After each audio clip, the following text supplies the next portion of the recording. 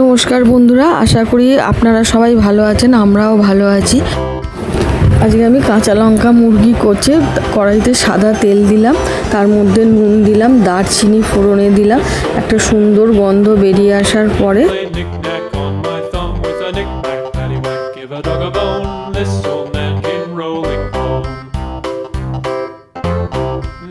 তারপর পেঁয়াজ, দুটো বড় পেঁয়াজ কুচিয়ে দিলাম, দিয়ে ভালো করে নাড়িয়ে দিলাম।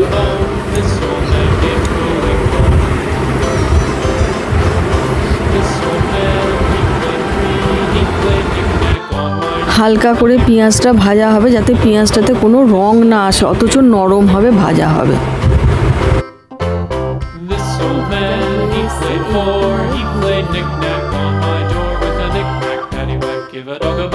এইবার আমি পেঁয়াজগুলো যখন ভাজা হয়ে এলো একটু, তখন আমি চিকেনগুলোকে, ধোয়া পরিষ্কার চিকেনগুলোকে দিয়ে দিলাম ভাজার জন্য। চিকেন ধোয়ার একটা পদ্ধতি শেয়ার করছি, সেটা হচ্ছে চিকেনটা বাজার থেকে নিয়ে আসলাম, নিয়ে আসার পর চিকেনটাকে আমি জল এবং 2 চামচ ভিনেগার দিয়ে পরিষ্কার করে ধুয়ে নিয়ে, কী হবে, মাংসের যে একটা স্ট্রং গন্ধ থাকে ওটা চলে যায়। তারপর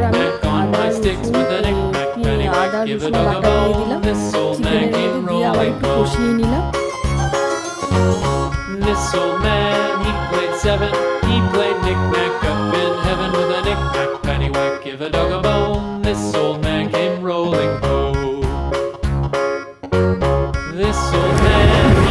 তারপর ঢাকা দিলাম যাতে সিদ্ধ হয়ে যায়।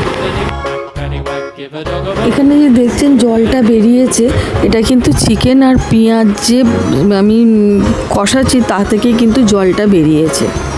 তারপর আমি এবার এখানে 2টো পেঁয়াজ আবার বেটে আলাদা করে দিয়েছি, দিয়ে ভালো করে কষিয়ে নিচ্ছি।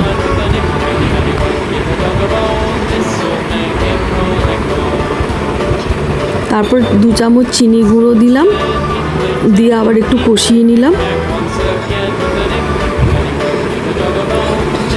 এবার দেখুন কীরকম চিকেনটা ফুটছে। একটু ঘি দিলাম, 1 চামচ ঘি দিলাম, দিয়ে গন্ধ ভালো হওয়ার জন্য।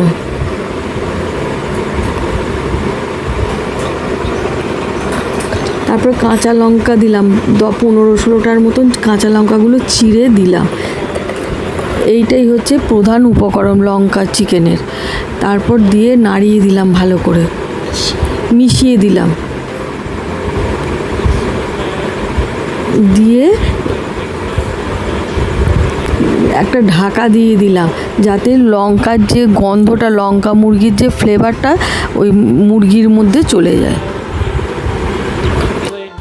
দেখুন চিকেনটা সুসিদ্ধ হয়ে গেছে। এবার আমি সানরাইজের 2 চামচ গরম মশলা দিয়ে দিলাম, দিয়ে ভালো করে মিক্স করে নিলাম। আমাদের লঙ্কা মুরগি রেডি হয়ে গেছে। আশা করি আপনাদের সকলের ভালো লাগবে। ভালো লাগলে একটা লাইক করবেন, শেয়ার করবেন, কমেন্ট করবেন, সাবস্ক্রাইব করবেন।